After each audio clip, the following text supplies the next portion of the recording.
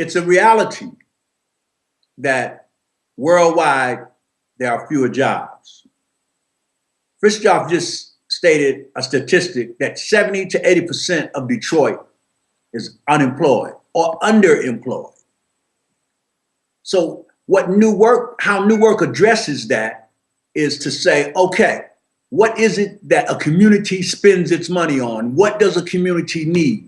In a community, let us focus on what we need. I make belts, purses, briefcase holders, phone holders. I do upholstery.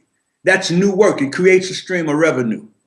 It helps me, an unemployable ex-convict, to bring in an additional stream of revenue into my family. This is new to my family. And I think that goes to this topic this other part of New Work that we talk about, new culture. Because I'm working in community, because I have community-based production, I now have a whole different working schedule. I'm able to stay home with my grandchildren during the early parts of the day and come to work when I have an order or two. In the community, we're also talking about that New Work helps to meet the crises by an indication is Detroit's urban farms, the largest, I understand, maybe in the world for urban farms in the middle of a city, some farms that are acres, and there are hundreds of farms. This is New Work. Can I jump in and just to kind of balance it or to give it a somewhat different perspective, add to what you say? There are things like crafts.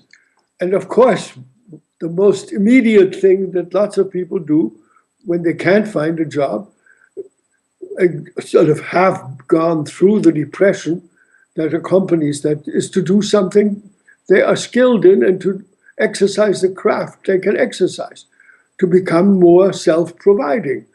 To grow food is the most obvious thing in the world if you are in a situation where you don't have a job that comes your way. But that's only one picture. These are mostly things that have to do with small things.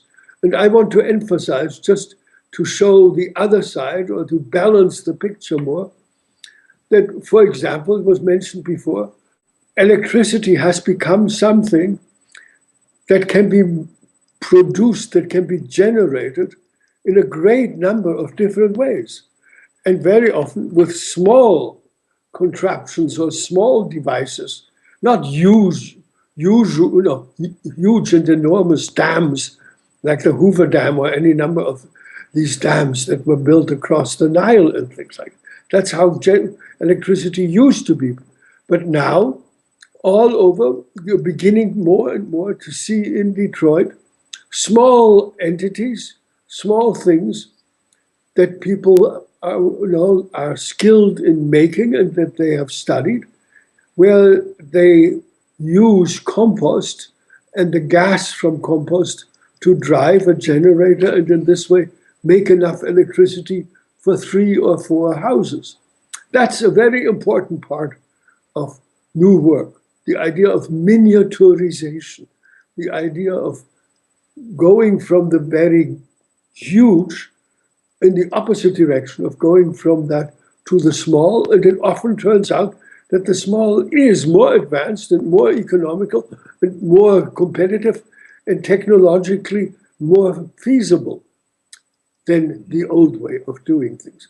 So our most ambitious thing is, yes, beyond what we have so far mentioned, is the idea of creating our own mobility, that is, of making cars, of making motorcycles, and making tricycles that basically are much more nearly made by the people who use them, that don't require huge factories. That's actually something that to us was a surprise, but it has turned out that can be done very successfully, to have small groups, 6 or 8 or 10 people who come together and together as a small group manufacture uh, things like our showpiece is a very cool, a very flashy electric motorcycle. That can be done. That too is part of new work, and that too is part of community production. If I can shift us. Yeah, if I may. Yeah, go ahead, please. Yeah.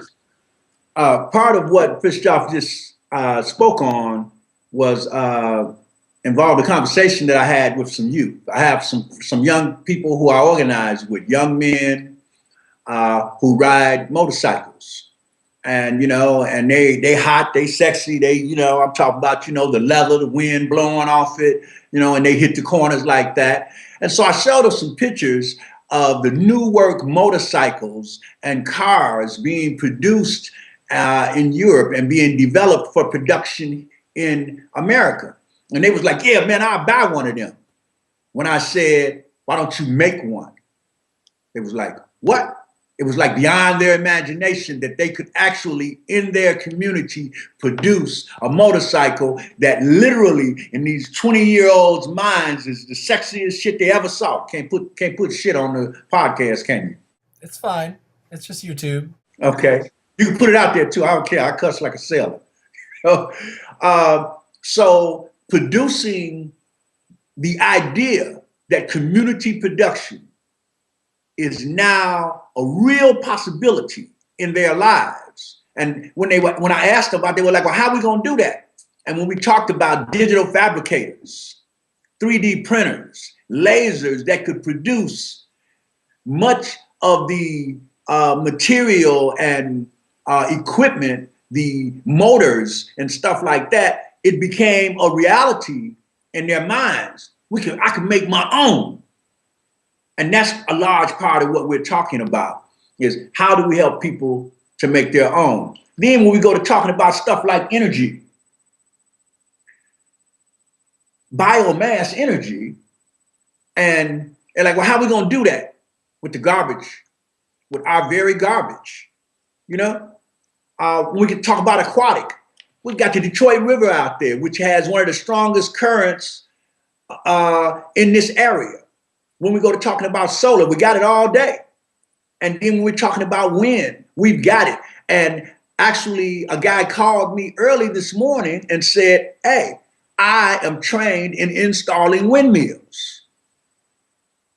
I'm like, okay, so how do we do that? He said, how do I get financing? How do I get this? I said, well, listen, man, I can connect you to an international team that has the most advanced information on this in the world. And he was like, I'm in for producing and installing windmills in the middle of Detroit, because he's in a house. Guess what? He's using batteries for his electricity. And he's using batteries to power a windmill that he's put on his house. So making this real is very important. Yeah, okay. I mean, we actually talk about three things. We talk about new economy, and community production is kind of almost a summary of that. And we talk about new work, and working in community production and creating one's own enterprises is a kind of summary of that. But in addition to those two things, to new economy and new work, we talk about new culture. Now, for many people, that would be, oh, what are you talking about? So say something about what you associate with the idea of a new culture. Yeah. And it takes me back to new work and education. The educational system of this country was designed to produce people to support the workforce needed for this country, to supply the workforce. The workforce is no longer needed. In talking about new culture, we can't just get to new culture without passing through new work, because community production is so critical to human society. And production, work, has just so much to do with the culture and the values of a community. And it also goes back to education, which comes back to culture. So that's that crossover that I wanted to touch on. And that is that what new work strives to do. And what I talk about when I'm in the Black community with people talking, when people say, well, who is Frithjof Bergmann? I say, oh, he's a European Jew from Austria, a Holocaust survivor. And Black nationalists be like, man, we ain't listening to no more white folks, man. And I say, yeah. I said, you ain't got to listen to him. Listen to his thinking. Listen to his studies, which often come from the third world, which often come from Africa, Asia, India, countries and regions where people have had to be independent. It also helps us to start thinking about how we find what people really want to do. How do we find that place in a man or a woman's life where they're in their element, where their work is pleasurable? Some of it. I mean, I just like some of my work to be fun and productive and meaningful. And I think that would lead me to, it leads us to, and it leads young people to a culture that they value. When people value the culture that they're in, they work to honor it.